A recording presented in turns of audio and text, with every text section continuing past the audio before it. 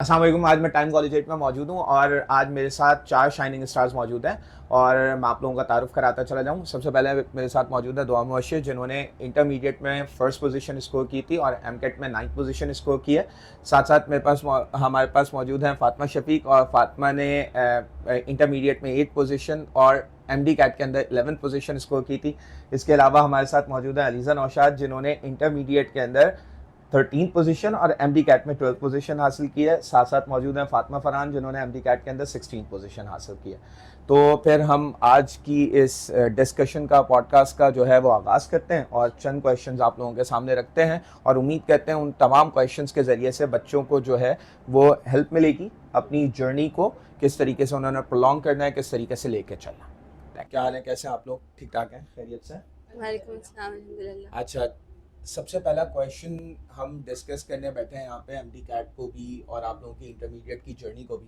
तो मैं चाहूँगा कि आप लोग सबसे पहले एक्सप्लेन करें अपनी जर्नी को, एक तरीके से समराइज करें कुछ अल्फाज के अंदर इन टाइम कॉलेज और time entry test preparation network के साथ। देखें, इंटरमीडिएट मतलब सबसे पहले जब एक मैट्रिक से इंटरमीडिएट तक आपका ट्रांजिशन होता है तो वो काफ़ी चैलेंजिंग टाइप का होता है, क्योंकि फ़र्स्ट ईयर के स्टैंडर्ड्स सेकेंड ईयर के स्टैंडर्ड्स काफ़ी डिफरेंट होते हैं। फिर आपका स्कूल से कोचिंग का जो ट्रांजिशन होता है वो भी, लेकिन अगर आप अपने आप को थोड़ा सा मतलब मैं एडवाइस करूँगी कि सबसे ज़्यादा आपको अपने टीचर्स की माननी होती है। उनको एज एन एक्सपीरियंस्ड इंडिविजुअल लेना होता है और उनकी बात मान लें अगर आप, तो आप फर्स्ट ईयर में ईजिली सारे चेंजेस को अडेप्ट कर सकते हैं। उसके बाद सेकेंड ईयर में क्योंकि एमडी कैट के साथ साथ चीज़ें मैनेज करनी होती हैं, तो सिर्फ और सिर्फ टाइम मैनेजमेंट का बेसिक रोल होता है इसके अंदर। और ज़ाहिर है आसान जर्नी नहीं थी, काफ़ी चैलेंजिंग थी, काफ़ी टफ थी, बट अगर आप सही से सब चीज़ों को मैनेज करके लेके चलें, टाइम वेस्ट ना करें, डिसिप्लिन से लेके चलें अपने आप को, तो इन द एंड सब वर्कआउट हो जाता है। फातिमा, आपका क्या ख्याल है? सर बिल्कुल जिस तरह इसने कहा कि यही है कि सबसे पहले अगर आपको खुद से ज़्यादा एफर्ट्स नहीं लगानी तो आप बस एक काम करें, टीचर्स की बात मानें। टीचर्स सब कुछ करवा देते हैं, बेटा उठना है ऐसे, फिर आपने ये करना है, फिर आपने पढ़ना है ऐसे, सबसे पहले घर जाके रिवाइज करना है, फिर आपने ये करना है। तो अगर आपको खुद से अपना दिमाग नहीं भी लगाना ना कि शेड्यूल क्या बनाए, तो आप सिर्फ टीचर्स की बातों को माने, सब कुछ सेट अल्हम्दुलिल्लाह खुद ही हो जाता है। Very good. अलीज़ा, तुम्हारा क्या ख्याल है इस मामले में? मैंने अपना इंटरमीडिएट टाइम से तो नहीं किया था, तो मेरा इंटरमीडिएट मैंने इंटर अपना एक होम ट्यूशन से स्टार्ट किया था, लेकिन मैंने मतलब कम्प्लीटली टीचर्स को उस वक्त फॉलो नहीं किया था।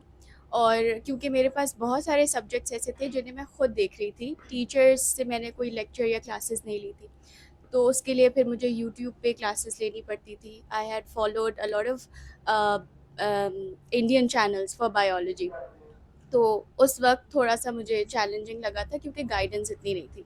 बट सेकेंड ईयर में मैंने एक अच्छा कोचिंग ज्वाइन किया और फिर वहाँ पर टीचर्स की भी बात मानी, लेकिन मैं अपना भी जो मेरा लर्निंग स्टाइल है मैं उससे स्टिक रही हूँ हमेशा। और बाकी जो मुझे चीज़ें अच्छी लगती हैं उनसे मैं इंस्पायर होती हूँ, और जो चीज़ें मेरे लिए वर्कआउट नहीं करती उनको फिर मैं अडेप्ट नहीं करती। अच्छा लीजा, जब आपने time entry test preparation network join किया हम्म। तो फिर उसके बाद की आपकी जर्नी कैसी रही? उसके बाद बहुत चीज़ें आसान हो गई थी। मैंने आई गेस नवंबर में एडमिशन लिया था टाइम्स में। क्लासेस होती रही थी, थॉरली लेक्चर्स लेती रही, और कोई भी मसला होता था तो या तो मैसेज कर दो टीचर को, स्पेशली डॉक्टर कामरान, वरना फिर लेक्चर्स के बाद टीचर से you can have a discussion about anything, और फिर वो मसले आपके सॉल्व हो जाते थे। इंटरमीडिएट जो सेकेंड ईयर हुआ था उसके बाद थोड़ा सा टाइम का मुझे मसला हुआ था, क्योंकि टाइम उस वक्त कम रह गया था, इसलिए फिर उस पर थोड़ा जल्दी जल्दी करना पड़ा था, ज़्यादा डिसिप्लिन रहना पड़ा था, चीज़ें बहुत सारी सेक्रीफाइस भी करनी पड़ी थी, दावतें वगैरह। एग्जैक्टली करना पड़ता है।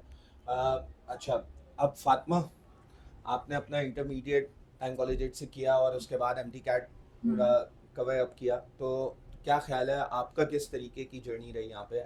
मैंने अपना मैट्रिक भी टाइम कॉलेजिएट से ही किया था, और भले ही कम रेशो होता है मैट्रिक का, पर उससे भी काफ़ी ज़्यादा डिफरेंस पड़ता है।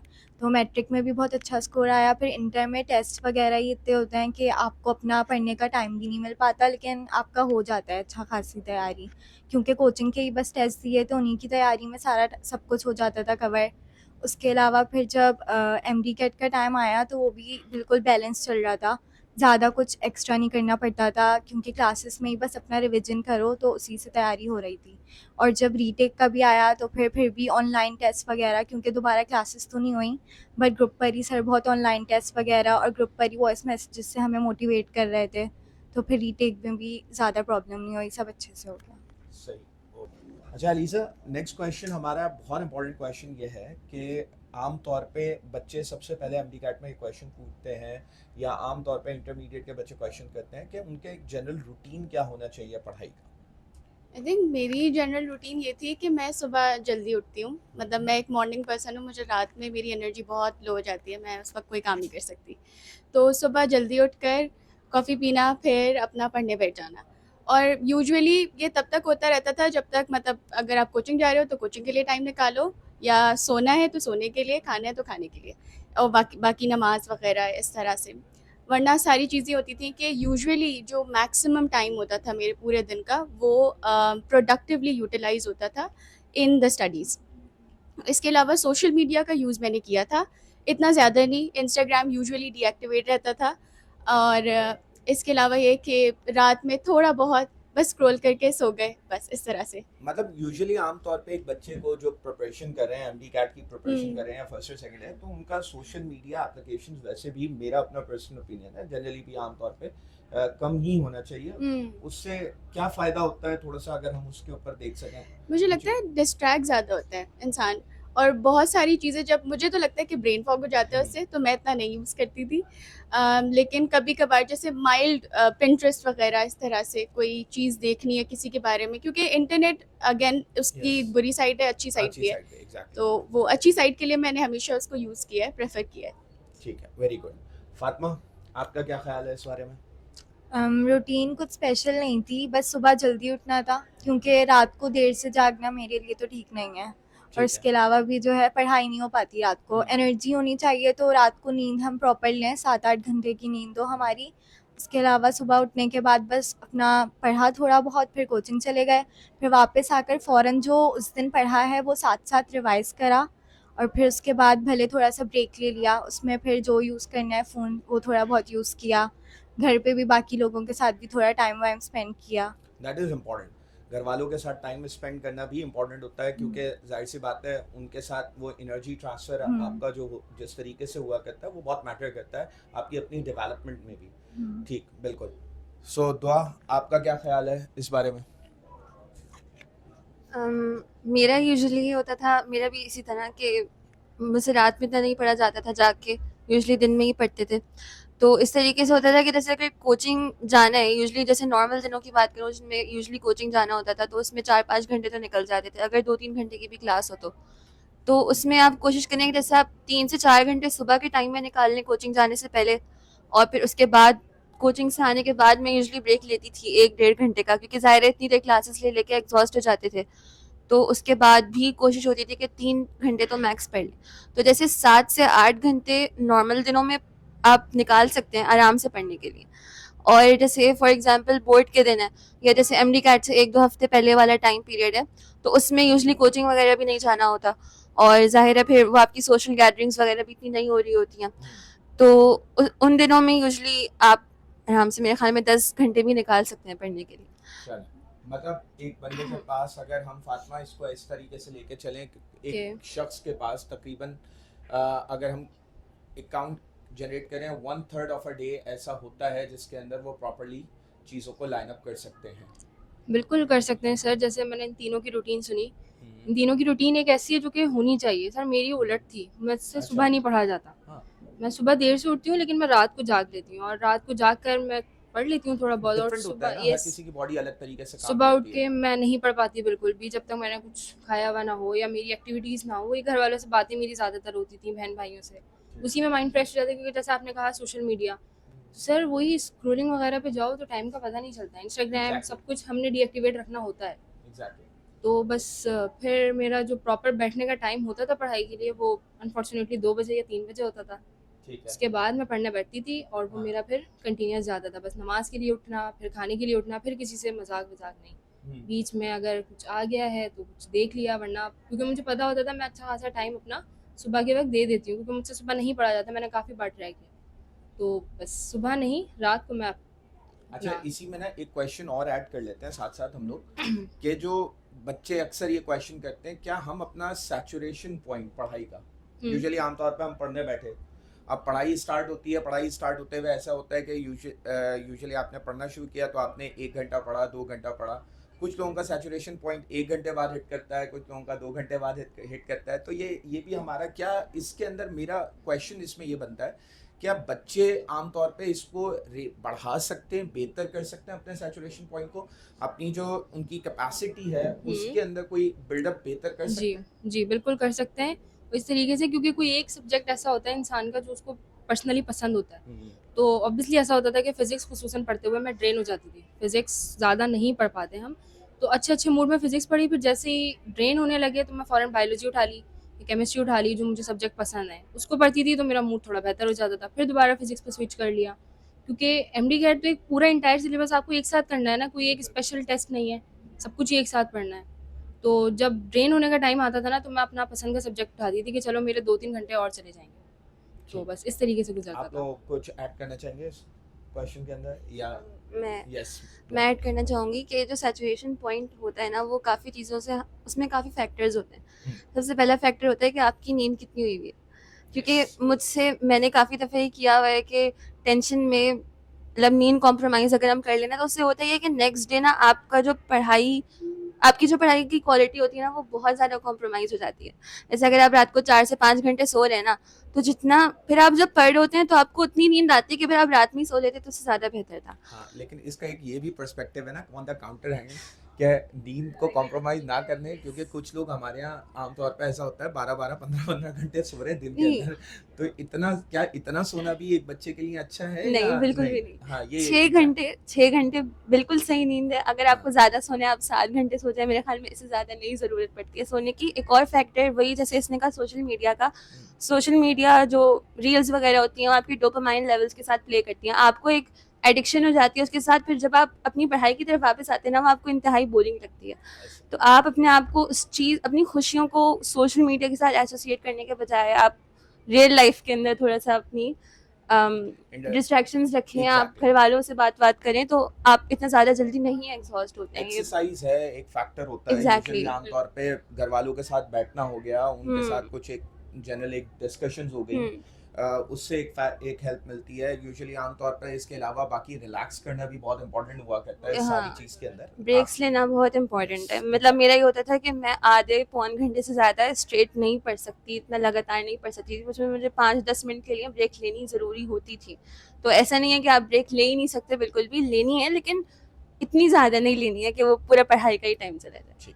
अच्छा, एक क्वेश्चन ये भी है बच्चों का आमतौर पे कि उनके अंदर क्या क्वालिटीज़ ऐसी डेवलप हों जिसकी वजह से वो अपने इंटरमीडिएट और एमडी कैट के ज़रिए जो है वो मेडिकल यूनिवर्सिटी तक पहुंच सकें और उनको अच्छे से एस कर सकें।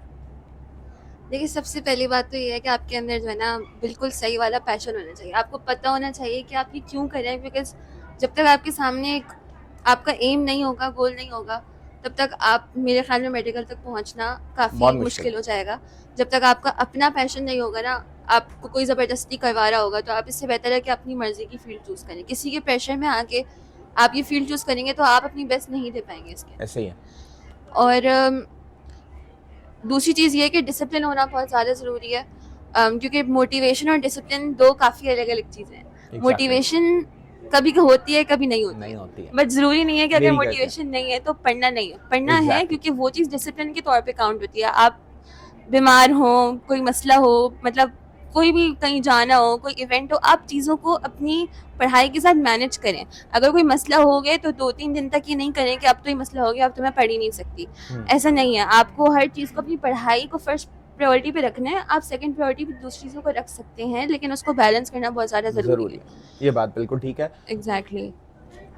और बस बेसिकली एक और चीज़ एमडी कैट के लिए ख़ास तौर पे ज़रूरी ये है कि आपको अपने आप को बहुत ज़्यादा काम रखना है, बिल्कुल भी स्ट्रेस्ड आउट नहीं होना है, क्योंकि 2 दफ़ा एमडी कैट दिया है, एक दफ़ा रिकंडक्ट और एक दफ़ा उससे पहले। तो इसके ऊपर हम डिस्कशन भी करेंगे कि फर्स्ट एमडी कैट और सेकंड एमडी कैट, हाँ। क्योंकि ये एक बहुत बड़ा प्रैक्टिकल क्वेश्चन है। बच्चों को आमतौर पे इस चीज़ का अंदाज़ा नहीं है कि इमोशनल एस्पेक्ट बहुत। क्या होता है इसका। तो Exactly. इंशाल्लाह इसको भी हम डिस्कस करेंगे अभी आगे चल के पॉडकास्ट के अंदर फर्दर ही, कि किस तरीके से हमारे पास ये जो फर्स्ट और सेकंड, बल्कि आप इसको कंटिन्यू करें जैसे कर रही थी, उसको पे लेके चलें। तो जैसे एमडी कैट ना बेसिकली सारा आपका समझे माइंड गेम होता है। आप अपने आप को अगर उस टाइम पे काम और कंपोज रख सकते हैं ना, तो ऐसी चीज़ें हैं जो आपने शायद रिवाइज भी ना की हो या आपने पढ़ी भी ना हो, क्योंकि हमारे एमडी कैट में अच्छी खासी चीज़ें आउट ऑफ सिलेबस आई थी जो हमारे करिकुलम में नहीं थी, बट कहीं फर्स्ट ईयर में जाके कहीं पढ़ी होंगी तो वो आपको याद आ जाती है। लेकिन अगर आप आउट ऑफ सिलेबस चीज़ें देख कर घबरा जाएंगे, आप फ्रस्ट्रेटेड हो जाएंगे, आप छोड़ देंगे वो सवालात। तो बेसिक चीज़ ये है कि आपको अपने आप को तैयारी में भी और पेपर देते हुए दोनों जगहों पर आपको अपने आप को काम और कंपोज रखना है बहुत ज़्यादा। फातिमा? सर बिल्कुल इसी तरीके से, क्योंकि आपको सोचना है ना कि कंप्लीट 100% तो किसी का नहीं हो सकता। तो सोचती थी टेस्ट में कि यार 200 क्वेश्चंस हैं, पता नहीं कौन सा गलत हो रहा है क्या, तो बस सोचा हुआ था कि यार इतना चाहिए कि मेडिकल कॉलेज मिल जाए। और ऑब्वियसली 100% नहीं दे सकते मार्क्स, उन्होंने भी कुछ इस तरीके से क्वेश्चन रखे होते हैं कि हम क्वेश्चन को देख के सोच रहे थे यार मुझे आंसर नहीं आ रहा है, नहीं ये क्वेश्चन ख़राब है। तो सर वो वाली जो पैनिक सिचुएशन होती है ना, वो भी बहुत गलत होती है। दूसरी चीज़ सर ये कि मोटिवेशन ऑब्वियसली चाहिए होती है, डिसिप्लिन चाहिए होता है, क्योंकि काफ़ी दफ़ा ऐसा होता है कि दिल नहीं कर रहा होता पढ़ने का, मतलब लिटरली रोना आ रहा होता है। कि जब एमडी का रीटेक का सुना था ना, कुछ दिन तो रोने में ही गए थे कि क्यों पढ़े हम दोबारा, कैसे पढ़ेंगे इतना सब कुछ। हकीकत बात है अब कि अगर रो भी रहे थे ना तो पढ़ना ज़रूरी था, क्योंकि हमें पता था यहाँ तक आ गए तो थोड़ा सा और रह गया है बस। तो वो ये रो भी रहे हैं, अगर तबीयत भी ख़राब है, कुछ भी है, पढ़ना ज़रूरी है। अगर नहीं पढ़ेंगे तो ऑब्वियसली हमें पता था क्या होना है हमारे साथ। एग्जैक्टली इसका मतलब है ना कि पढ़ाई जो है ना वो लाइफ का एक पार्ट बन जाती है आपकी। बिल्कुल आप उसको कंटिन्यू करके रखें उसी तरीके से, तो वो आउटकम्स जनरेट करती है। बिल्कुल। अगर ऐसा नहीं होगा तो यूजुअली आमतौर पर आउटकम जनरेशन में लोग, बच्चों को या किसी भी इंसान को मुश्किल हुआ करती है। तो वो एक डिसिप्लिन वाले एस्पेक्ट बहुत इंपॉर्टेंट हुआ करता है उसका। सर यही होता है, बचपन से सबने सुना होता है मैंने बड़े होकर डॉक्टर बनना है, मैंने डॉक्टर बनना है। अब वो माँ बाप भी बोलते रहते हैं बेटा तुमने तो डॉक्टर ही बनना है। अब कभी कभी ऐसा होता है कि बच्चे खुद से नहीं कर पा रहे होते, लेकिन उन पर प्रेशर इतना होता है कि वो ना फिर इधर के रहते ना उधर के। आप अपने इंटरेस्ट को परस्यू करें। आप देखें अगर आपने मेडिकल में जाना है तो आपको बहुत ज़्यादा एक तो डिटर्मिनेशन चाहिए, आपको टाइम मैनेजमेंट बहुत ज़्यादा हो, खुद को खुश करें, अपने टारगेट्स बनाएं। अगर टारगेट्स पूरे हो जाएं तो बस फिर एंजॉय करें, दूसरे दिन का नया टारगेट लेके चलें।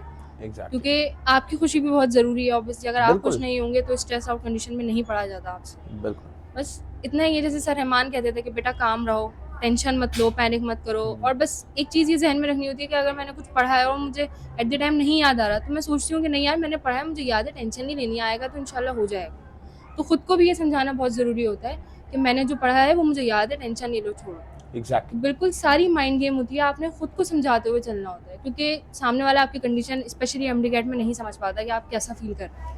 आपने खुद को करना होता है। एग्जैक्टली क्योंकि ये एक ऐसी सिचुएशन है कि इसके अंदर ना आप अपना पूरा जो 4 साल 5 साल की मेहनत होती है, पूरा एकेडमिया होता है ना, वो सारा डिपेंडेंट होता है कि आप किसी तरीके से मेड स्कूल तक पहुंचना चाहते हैं। अब मेड स्कूल तक पहुंचने के लिए रास्ता एक ही है, उसके अंदर रुकावटें ज़्यादा हैं, बहुत तो उस रुकावट को वक्तन फवक्तन अबूर करते रहना ये एक बहुत इंपॉर्टेंट चैलेंज है। इतना ह्यूज सिलेबस एक साथ लेके चलो, इंटरमीडिएट में तो चलो एक पेपर है, आपने बस एक हफ्ता उसी को प्रिपेयर किया। एमडी कैट में टेंशन नहीं होती यार, सब कुछ जहन में कैसे रहेगा, रिटेंशन का इशू रहता है। बिल्कुल सही, हकीकत एग्जैक्टली। तो बस हर चीज़ को बार बार देखें, नज़रों से गुजरेगी तो वो याद हो जाएगी। बिल्कुल। अलीज़ा, आपका क्या ख्याल है इस बारे में? मुझे लगता है कि सबसे पहली चीज़ डिसिप्लिन होती है। आपको डिसिप्लिन रहना आना चाहिए। You have to be selfless sometimes. कभी कभार आपको बहुत सारी चीज़ें छोड़नी पड़ती हैं, दावतें हैं, तो आप उसको छोड़ दें। और बस ये मुझे लगता है कि थोड़ा वाइडर हॉरिज़ॉन रख के सोचना होता है कि अब अगर मैं मेडिकल परस्यू कर रही हूँ तो most of my life, a significant part of my life would be in studying medicine. तो फिर उससे पहले छोटी छोटी जो मुसीबतें आती हैं एम कैट, उससे फिर आपको परेशानी होना था, क्योंकि आपको पता होता है कि इसके बाद बहुत ज़्यादा और करना है आपने, रिवॉर्ड बड़ा है। हाँ, तो फिर वो वाली चीज़ थी कि डिसिप्लिन रहना। आपको पता होना चाहिए कि what works best for you. अगर आपके लिए कोई चीज़ आपके लिए अच्छी नहीं है, आपको लग रहा है कि मेरा इंटरेस्ट नहीं है, लेकिन फिर भी बहुत सारे लोग ऑप्ट कर रहे हैं उसको, you have to leave it. और आपको ये सोचना होता है कि आपके लिए क्या चीज़ बेस्ट है और फिर उस पर वर्क करें। तो ये है कि आपको डिसिप्लिन रहना है, पैशनेट होना है सब्जेक्ट के लिए, और ये कि बस पढ़ना है, इसमें बहुत ज़्यादा कभी कभार ये होता था मेरे साथ कि मैं बुक्स तो पढ़ लेती थी, कोर कॉन्सेप्ट्स मुझे याद रहते थे, बट वो चीज़ें जो बार बार मैं भूल रही होती थी, समटाइम्स कुछ स्टैटिस्टिकल डेटाज या कोई नंबर, कोई वैल्यू, तो वो एक जगह करके लिख लो और उसे बार बार देखते रहो, तो फिर आपको मेमोराइज हो जाता है। और थ्रू आउट द जर्नी आपको बहुत काम रहना होता है, मतलब बहुत बिल्कुल ऐसा होना था कि कुछ भी नहीं है, बस एक छोटा सा टेस्ट दे के आ जाएंगे इस Yes. तरह से। लेकिन आपको पता होता है in the back of your mind it's a Yeah, big yeah. Game. It's a big game, या it's a total big game. Fatima क्या ख्याल है? जैसे इन सब ने कहा, डेडिकेशन होनी चाहिए, डिसिप्लिन्ड होना चाहिए, अपने आप पर ट्रस्ट होना चाहिए कि और दूसरों को नहीं देखना चाहिए, अपने Good, गोल्स very good. बनाने चाहिए। और पता होता है अपनी कैपेसिटी सबकी अलग होती है, अपनी कैपेबिलिटी, अपने आप को मिस्टेक्स का मार्जिन देना चाहिए, Very पैनिक good. नहीं करना चाहिए बिल्कुल भी। अगर थोड़ा बहुत ऊपर नीचे हो भी जाए तो कोई बात नहीं, इतनी कोई बड़ी बात नहीं है। फातिमा ने बहुत अच्छा पॉइंट रेज किया है। दो चीज़ें, एक तो सेल्फ कॉन्फिडेंट होना चाहिए किसी भी इंसान को। प्रोफेशनल लाइफ तक भी अगर हम देखें ना तो सेल्फ कॉन्फिडेंस बहुत मैटर करता है इसके अंदर। और साथ साथ दूसरी चीज़ बहुत कि अपने आप को गलतियों का एक छोटा सा मार्जिन दो हमेशा, क्योंकि इतना ज़रूरी नहीं है कि आप हमेशा 195 स्कोर करोगे, 190 स्कोर करोगे। You should secure your admission in made school, that is the primary goal ना, रादर देन कि आप उसको इस तरीके से इतना उसके लिए हाइपर इंटेंसिव हो जाएं, बीमार हो जाएं और परेशानी के मामलात हो जाएं, तो उससे ज़्यादा बेहतर रहता है कि आप स्पेसिफिकली उस तरफ उस डायमेंशन में मूव करें। चलें, thank you so much. Sir मुझे ये भी बताओ कि कोई भी अपने अपने फेवरेट टीचर्स की थोड़ी थोड़ी एक्सप्लेनेशन, उनका जो रोल था तुम्हारी डेवलपमेंट के अंदर वो क्या था, किस तरीके से था, उसको एक्सप्लेन करें। मैंने जो फर्स्ट क्लास ली थी वो आपकी थी। उस दिन आई रिमेंबर मैं बहुत अपसेट थी किसी चीज़ के बारे में, लेकिन आपकी क्लास इतनी फ़न थी कि मैं वो 2 घंटे भूल गई थी कि मुझे कोई परेशानी भी थी इससे पहले। और ये था कि बहुत फ़न और एंथुसियास्टिक वे में आपने पढ़ाया था। और हम हमेशा बायोलॉजी में मतलब बहुत हँसते थे और पढ़ते रहते थे, हँसते भी रहते थे, और हँसी मज़ाक में बस लेक्चर निकल जाता था और आपको हर चीज़ क्लियर भी हो जाती थी। डॉक्टर कामरान के साथ ऐसा था कि when I met him first, उन्होंने मुझसे कोई रैंडम क्वेश्चन पूछा था अबाउट सर्टेन टॉपिक, और मैंने उसका कोई बहुत ही स्टूपिड आंसर दिया था। एंड आई रिमेंबर मैं इतना उस वक्त बहुत वो हुई थी कि मैंने क्या बोल दिया इनको, बट वो इतने अच्छे इंसान हैं और उन्होंने मुझे इतना कामली उस चीज़ को हैंडल किया था। हमेशा वो कहते रहते थे कि टेक योर टाइम, आंसर करने के लिए अपना टाइम लो, अच्छे से सोचो, देन आंसर इट। और वो इतनी कामिंग पर्सनैलिटी है, इतना पॉजिटिव, बहुत पॉजिटिव एनर्जी।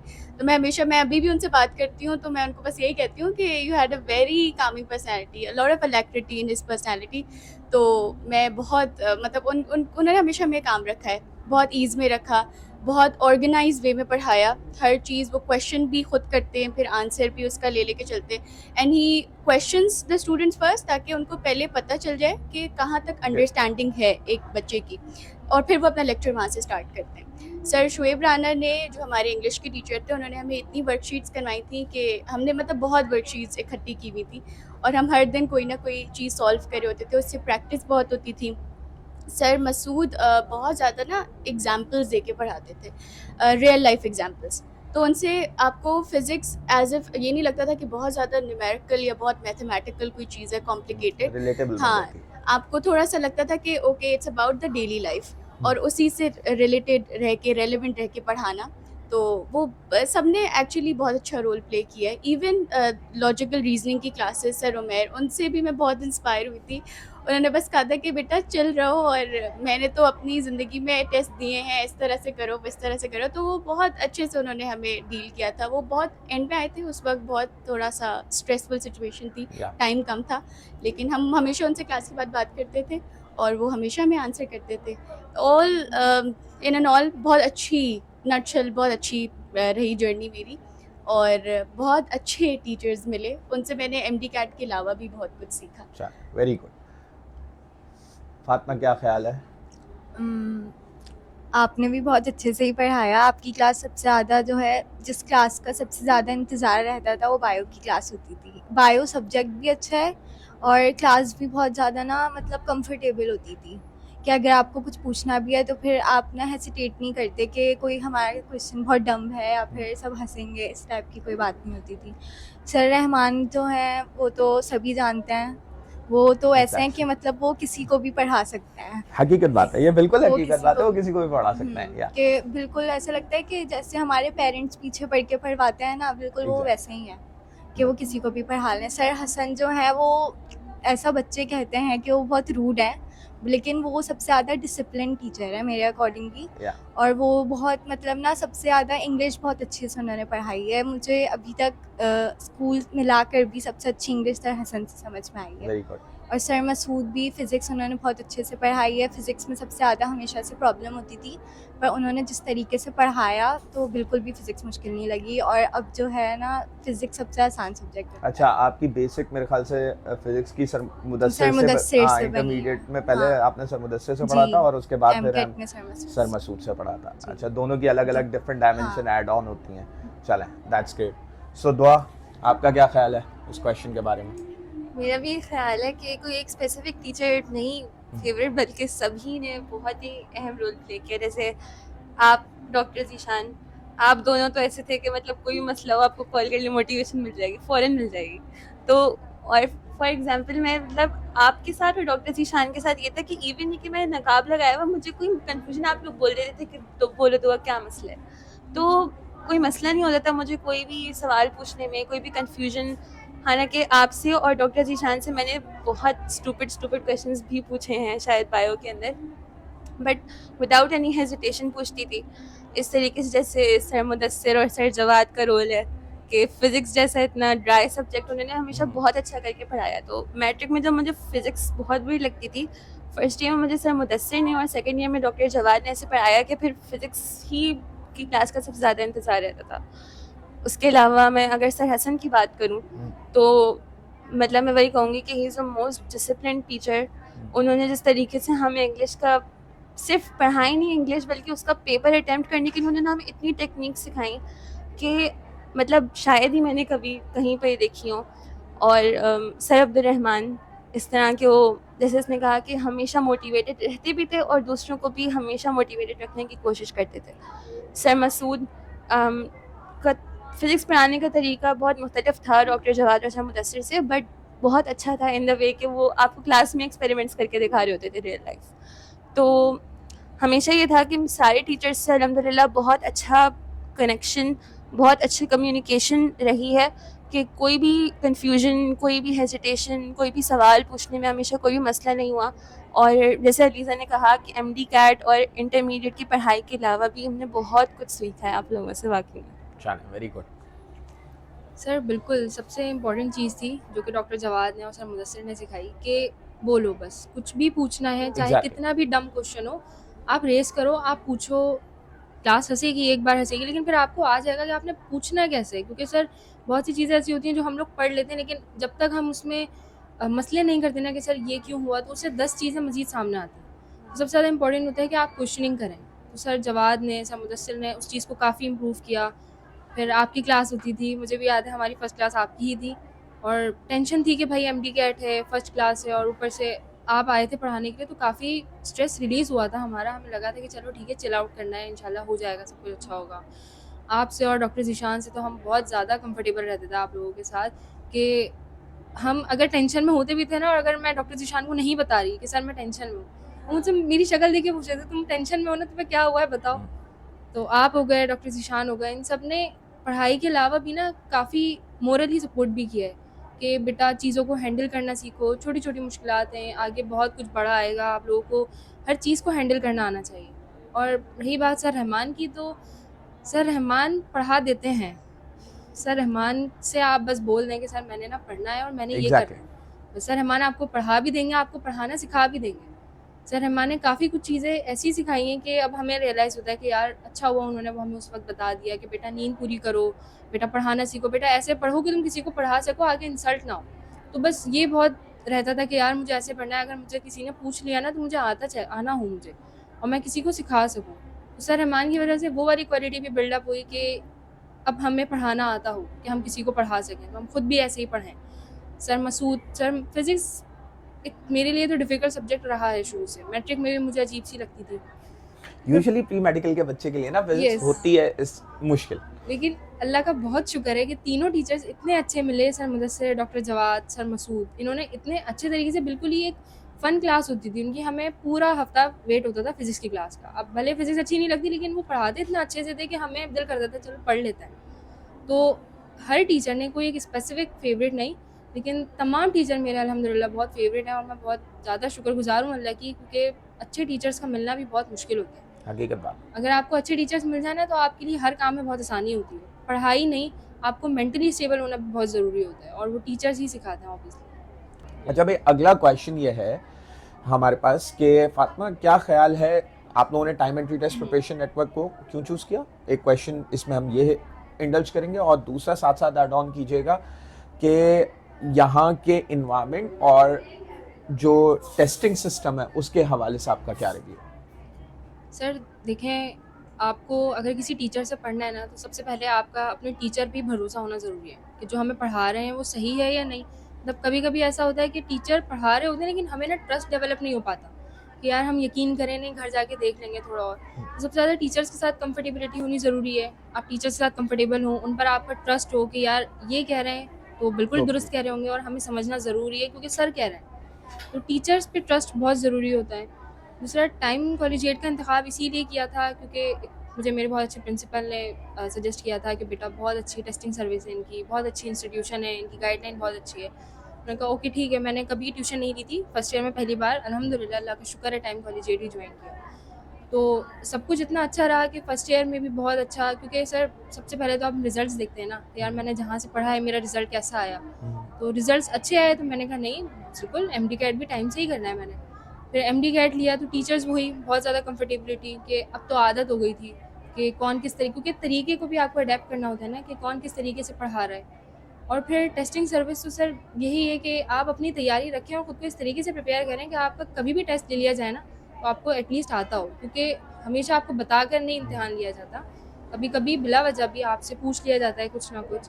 तो टेस्टिंग अनप्लान टेस्ट सर्विस होने चाहिए, बिल्कुल एग्जैक्टली होने चाहिए। होने चाहिए। आपको ख़ुद को भी जज करने में आसानी रहती है कि मैं कहाँ स्टैंड कर रही हूँ। तो और दूसरी बात ये कि टीचर्स की बात माननी बहुत ज़रूरी है, बहुत ज़्यादा ज़रूरी है। अगर टीचर कह रहे हैं कि टेस्ट देना है तो आपने देना है, आप बैठ जाएं, कम से कम आपको वो इन्वायरमेंट ही कुछ ना कुछ सिखा देगा। हो सकता है आपको गिल्ट में डाल के आपको सीखने में मजबूर कर दे कि यार पढ़ पॉसिबिलिटी लेती है, तो हो जाता। बिल्कुल ऐसे। तो काफ़ी कुछ अपनी ही गलतियों से इंसान सीखता है। तो टेस्ट दें, आपको पता चलेगा आपने कहाँ क्या छोड़ा है और फिर आप नेक्स्ट टाइम उसी चीज़ पर मज़ीद फोकस करेंगे तो वो चीज़ तो आपकी अच्छी बिल्डअप हो जाएगी। हो ही जाए। तो टेस्टिंग सर्विस से भी मैं अल्हम्दुलिल्लाह हमेशा बहुत मुतमईन रही हूँ हर सब्जेक्ट में। फ़िज़िक्स के इतने टेस्ट हुए कि पसंद ना करते हुए भी अल्हम्दुलिल्लाह हो गया, आ गया। तो सब कुछ मेरा तो अल्हम्दुलिल्लाह बहुत अच्छा रहा और मैं खुश हूँ और मैं आगे लोगों को यही रेकमेंड करूँगी कि अगर आप कंफ्यूज हैं जिस तरीके से मैं कंफ्यूज थी फर्स्ट ईयर में कि मैं कहाँ जाऊँ, आप सब कुछ छोड़ें, आप टाइम कॉलेजिएट आ जाएं। आपको कुछ नहीं करना पड़ेगा, आपको सोचना नहीं पड़ेगा कि मैंने करना क्या है, आप लोग सब सिखा और देंगे आ जाएं और मेरे ख्याल से 3 सेशन के लिए आराम से सुकून से आप first year second year Yes. MDCAT तरीके से पढ़ सब के कुछ एक हो चैनल जाएगा के थ्रू इंशाल्लाह। जो है उसको आगे फर्दर फॉरवर्ड करें। इंशाल्लाह तो आपका बहुत क्या ख्याल है इस बारे में? इसी सेम क्वेश्चन से अगर हम लें। मेरा भी ये ख्याल है कि बेसिकली क्योंकि फ़र्स्ट ईयर मैंने एक फ्रेंड बहुत दूर के एकोमोडेशन की उनसे एक्चुअली पूछा था, तो उन्होंने यहाँ का बताया, उनकी काफ़ी अच्छी परसेंटेज आई तो मैंने यहाँ पे ज्वाइन कर लिया। बट यहाँ पे आके एकदम से मतलब होता है ना कि वाओ इतने अच्छे टीचर्स कैसे मिल गए। एग्जैक्टली क्योंकि मेरा नहीं ख्याल है इससे अच्छे टीचर्स मुझे कभी पहले मिले हैं। और फिर एमडी कैट यहाँ पे लेने की भी वजह बेसिकली मेरे टीचर्स ही थे, क्योंकि मुझे पता था कि मेरा उनके साथ जो एक कम्युनिकेशन लेवल जैसे मैंने बोला था वो बहुत अच्छा था। कनेक्टिविटी क्योंकि डेवलप। मेरा सबसे बड़ा मसला ये होता था कि मुझे एक दफ़ा में बात समझ नहीं आती, मुझे 2-3 दफ़ा उसको पूछूंगी, क्वेश्चन करूँगी, कॉन्सेप्ट में उसका सोचूंगी तो मुझे समझ आती है। और मुझे श्योर नहीं था कि कोई और जगह के टीचर्स मुझे इस तरीके से आंसर करेंगे या नहीं करेंगे। और फिर ज़ाहिर है यहाँ के इन्वायरमेंट के भी मैं यूज़ टू हो गई थी, अच्छे बहुत अच्छा मतलब आपका यहाँ का इन्वायरमेंट, तो उस वजह से मैंने यहाँ पे लिया। और टेस्ट्स तो बेइंतहा मतलब आपको ये नहीं होता था कभी कि कुछ टेस्ट नहीं हो रहा तो चलो मैं अपना याद कर लूँ, कभी ऐसा सोचने का भी टाइम नहीं मिला, क्योंकि हर चीज़ कोई चैप्टर ख़त्म हुआ उसका टेस्ट हो गया, एमसीक्यूज़ का टेस्ट हो गया, सिर्फ और सिर्फ लॉन्ग क्वेश्चंस का टेस्ट हो रहा है, सिर्फ शॉर्ट क्वेश्चंस का टेस्ट हो रहा है। मतलब वही जैसे फातिमा ने कहा कि टेस्ट का एनवायरनमेंट भी ऐसा होता है कि अगर आपको कुछ ना भी आता हो या अगर आपको बहुत कम भी आता हो, आप वहाँ बैठ जाए ना तो आपको एटलीस्ट उस इन्वायरमेंट की आदत हो जाती है। तो मेरा ये ख्याल है कि बेसिकली मिला तो यहाँ पे अल्हम्दुलिल्लाह बहुत अच्छा एक्सपीरियंस रहा है। अच्छा, मैं टीचिंग के एक भी चीज़ उसमें ऐड ऑन कर दूं, मुझे या याद है एक टाइम ऐसा था कि मेरे पास बच्चे आए और इन्होंने मुझे बोला कि सर प्लीज़ एक हफ्ते तक कोई टेस्ट ना लें।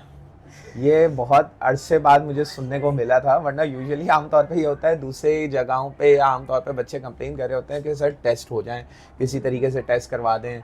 यहाँ एक बिल्कुल ही अलग एक नई चीज़ सुनने को मिली पहली दफ़ा मुझे, तुम लोगों ने आके ही मेरे ख्याल से मुझे याद है कि बोला था कि सर अब जो है ना वो प्लीज़ एक हफ्ते तक टेस्ट मत कीजिएगा, पिछले 1 महीने से हम टेस्ट दिए जा रहे हैं, अब हम थक चुके हैं टोटली। तो मुझे एग्जैक्टली उससे भी थोड़ा याद है कि टेस्ट तो तुम लोगों के बहुत ज़्यादा हुए थे, इतने ज़्यादा हुए थे कि तुम लोग खुद ही थक गए थे। अलीज़ा, तुम्हारा क्या ख्याल है इस बारे में? मेरे फादर ने टाइम्स चूज़ किया था मेरे लिए। जब बताया था उनको मैंने कि मैं मेडिकल परस्यू करना चाह रही हूँ, तो उन्होंने बहुत सारे इंस्टीट्यूट देखना शुरू कर दिए। उन्होंने सर रहमान से भी बात की थी पर्सनली, तो उन्होंने सर रहमान ने उनको बहुत उम्मीद दिलाई थी। और फिर जब मैं यहाँ पर आई थी एडमिशन के लिए, उस दिन इत्तेफाक से मेरी मुलाकात सर रहमान से हो गई थी, वरना वो यूजुअली कैंपस में नहीं होते, कैंपस 5 में। तो मैंने उनसे बहुत देर तक बात की। उन्होंने जिस तरह से उन्होंने मुझसे बात की तो मुझे लगा कि ओके, मैं एक सही जगह पर हूँ। और प्लस ट्रायल क्लासेस भी ली थी मैंने। शुरू में मेरी जो 2 क्लासेस हुई थी वो ट्रायल थी, तो ट्रायल में भी आपको एक सेंस ऑफ बिलोंगिंग आई थी from the two the institute, कि आप जब जा रहे हो जहाँ पर, वहाँ पर आप बिलोंग करते हो। लोग आपका नाम पूछेंगे, स्पेशली जब आपको कोई आपके नाम से एड्रेस करता है, आपको लगता है कि okay I am here and people know me, और मैं यहाँ पे बिलोंग कर रही हूँ। और डॉक्टर कामरान को भी मेरा नाम जब याद हुआ था तो मुझे लगा था कि okay I have made my place here. बाकी ये कि बहुत अच्छा मेरा तो एक्सपीरियंस ओवरऑल बहुत अच्छा रहा। टेस्ट होते रहते थे, वर्कशीट्स मतलब करवाई जाती थी, स्पेशली कुछ मेडिकल स्टूडेंट्स भी आकर करवाते थे अक्सर वर्कशीट्स, तो वो भी बहुत ज़्यादा बेनिफिशियल रहता था। ओवरऑल बहुत अच्छा एक्सपीरियंस यानी रहा था। मीन्स के एक डिफरेंट पेडिग्री है ना पूरी की पूरी, अगर हम हम्म। बात करें कि एक टीचर हैं जिनका काम है स्पेसिफिकली टॉपिक्स पढ़ाना, फिर दूसरे इंडिविजुअल आएंगे उनका काम होगा सॉल्यूशंस जनरेट करना, प्रैक्टिस शीट सॉल्व कराना। तो ये इससे वाइडर होता है आपका हॉरिज़न, एग्जैक्टली क्योंकि आपको हर इंसान का पर्सपेक्टिव मिलता है। उससे फिर आपको सोचने में थोड़ी ज़्यादा आसानी होती है कि इस बात को इस तरह भी कहा जा सकता है, और इस टॉपिक का यहाँ से भी कोई ना कोई आउटकम हाँ निकाला जा नेटवर्क सकता है। है। फातिमा, मैट्रिक में time collegiate through a friend join किया था। ऑफ कोर्स यहाँ पे जो है सब सेटिस्फाइड था, तभी फिर first year second year MDCAT में कंटिन्यू किया। और टेस्ट बहुत सारे होते थे, हम अपने आप को सेल्फ एवेल्यूएट कर पाते हैं, और टेस्ट जो है ऑफिशियल पैटर्न पे होते थे। एमडी कैट के शुरू से सारे टेस्ट ओएमआर शीट पे हुए हैं, तो हमें उसकी प्रैक्टिस थी, तो हमें वहाँ जाकर भी प्रॉब्लम नहीं हुई। ये एक बहुत बड़ा एडवांटेज था कि हम time entry test preparation network में जितने भी टेस्ट लिए हैं वो सारे पेपर बेस्ड थे, कोई ऑनलाइन सिस्टम नहीं था, कोई इस तरीके का सिस्टम नहीं था, तो बच्चों की एक कंटिन्यूस आदत डेवलप हो गई थी पेपर को सॉल्व करने की। नेक्स्ट क्वेश्चन ये है, अलीज़ा स्टार्ट करेंगे। एक तो सबसे पहले ये एक्सप्लेन करो थोड़ा सा एकेडमिक कामनेस कितनी ज़रूरी है इस पूरी सारी सिचुएशन को एनालाइज करते हुए, क्योंकि अभी एमडी कैट दिया है आपने, और साथ साथ इसके अंदर ये भी ऐड ऑन करो कि कुछ एक्स्ट्रा चीज़ है जो एमडी कैट के लिए या एक मेडिकल एस्पिरेंट के लिए ज़रूरी है जो उसको करना हो, आउट ऑफ द वे जाकर कुछ नई चीज़, कुछ अलग चीज़ जो आप लोगों ने किया हो, अपने एक्सपीरियंसेस से शेयर करो उसको। ओके, मुझे लगता है कि एकेडमिक कामनेस ज़रूरी है। चीज़ों को लाइट हैंडेडली लेना सीखें। यानी अगर किसी ने आपको कहा है, कोई टीचर आपको कह रहा है कि कल 7 चैप्टर्स का मैं टेस्ट लूँगा, और आपके पास 2 दिन हैं, ये मेरे साथ हो चुका है तो मैं इसलिए बता रही हूँ। और मुझे शायद मेरी तैयारी भी नहीं थी, लेकिन आई हैड प्रिपेयर दो 7 चैप्टर्स, जैसे भी किए लेकिन किए और दिया टेस्ट उसका। तो बस ये है कि चीज़ों को लाइट हैंडेडली लें, ज़्यादा कंप्लेन ना करें, अडेप्ट करें जिस भी इन्वायरमेंट में आप रह रहे हैं, क्योंकि लोग आपके लिए नहीं तब्दील होंगे। आपको अपने आप को बेहतर बनाना है और आपको अडेप्ट करनी है चीज़ों को। जब इंटरमीडिएट स्टार्ट हुआ था तब सब कहते थे कि बहुत रट्टा है and you have to cram everything, और मैं बहुत बुरी हूँ क्रैमिंग में, तो मैंने किसी की नहीं सुनी थी। मैंने उसको बिल्कुल ऐसे ही पढ़ा था एज इफ मैं, जैसे एमकैट में भी पढ़ रही थी तो बुक रीडिंग करना, मैंने उसको बिल्कुल वैसे ही पढ़ा था। मैं कोई लॉन्ग क्वेश्चन शॉर्ट क्वेश्चन नहीं देखती थी। I use to check headings, heading के नीचे कितना कंटेंट है, उसके लिए क्या प्रिपेयर करना है, इसका शॉर्ट क्वेश्चन बन सकता है या लॉन्ग, उतना कंटेंट आप याद कर लो या मेमोराइज कर लो। बाकी ये कि मैं तो यही कहूँगी कि थोड़ा लाइट हैंडेडली लो। हाँ, आपको पता होना चाहिए कि आप एक बहुत बड़ी चीज़ के लिए कम्पीट कर रहे हैं, लेकिन फिर भी परेशान होने से ऐसा कुछ होगा नहीं। इससे बेहतर ये है कि काम रह के तैयारी की जाए। और दूसरा ये कि मुझे लगता है कि जब आप कर रहे होते हो ये सब तो डिस्ट्रैक्शंस होती है। मैं ये कहूँगी कि हर इंसान को थोड़ा बहुत रियलिटी से एस्केप चाहिए होता है। उसके लिए वो कुछ भी करता है, फ़ोन यूज़ करता है, स्क्रॉलिंग करता है, मूवीज़ देखता है। तो उससे बेहतर ये कि आप एक प्रोडक्टिव वे ऑप्ट करो to escape from the reality. Those मेरे लिए वो किताबें थी। मैंने किताबें खरीद के पढ़ना स्टार्ट कर दी थी। तो वो कुछ भी कोई भी किताब हो रैंडमली खरीदी, Book पढ़ना reading is a start good कर app. दिया। Yeah. तो वो एक प्रोडक्टिव एस्केप था फ्रॉम द रियलिटी और उससे मेरे ख्याल से एमकेट में इस तरह मदद मिली थी कि आप जब एक बुक रीड करते हो, पैराग्राफ रीड करते हो, आपको एक ही बात पढ़ने पर समझ आ जाए, उसका पूरा आपको पता हो जाए कि कोर कॉन्सेप्ट क्या है, यहाँ पे क्या बता रहे हैं। तो उससे फिर आपको अपनी कोर्स की किताबों को पढ़ने में आसानी आसान है। होती है। Exactly. प्लस इंग्लिश की वोकैबुलरीज भी थोड़ी बहुत बेहतर अच्छी हो हो जाती हैं। बिल्कुल, दैट्स अ ग्रेट थिंग। अच्छा, फातिमा? काम रहना बहुत ज़रूरी है क्योंकि जो लोग काम नहीं रह पाते फिर वो छोटे छोटे टेस्ट भी छोड़ते हैं ये सोच के कि ये छोटा सा टेस्ट है, ये छोड़ने से क्या हो जाएगा, लेकिन फिर बाद में वो छोटे छोटे टेस्ट छोड़ते हैं, आदत बन जाती है।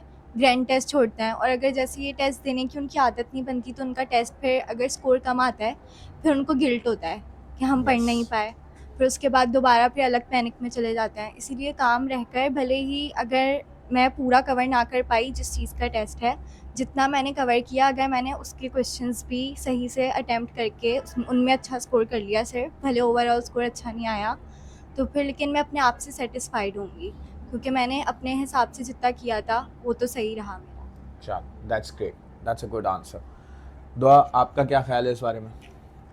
मेरा ख्याल है कि काम रहना मेरे ख्याल में सबसे ज़्यादा ज़रूरी चीज़ है एकेडमिकली, क्योंकि एमडी कैट में ख़ास तौर से मैंने ये चीज़ अप्लाई की थी कि जैसे मैंने कहा था कि तैयारी में भी मतलब एमडी कैट में काफ़ी टेस्ट्स भी ऐसे होते हैं, जैसे मैंने यहाँ पे फुल एंड टेस्ट दिए थे तो मेरे किसी भी टेस्ट में 180s और 190s में मार्क्स नहीं आए थे, 170s में आए थे, 160s में आए थे। तो आप उस चीज़ को लेकर अगर बैठ जाएंगे, उसको लेकर रोते रहेंगे, उसको लेकर परेशान होते रहेंगे, तो आप आगे अपनी चीज़ों को नहीं वर्कआउट कर पाएंगे।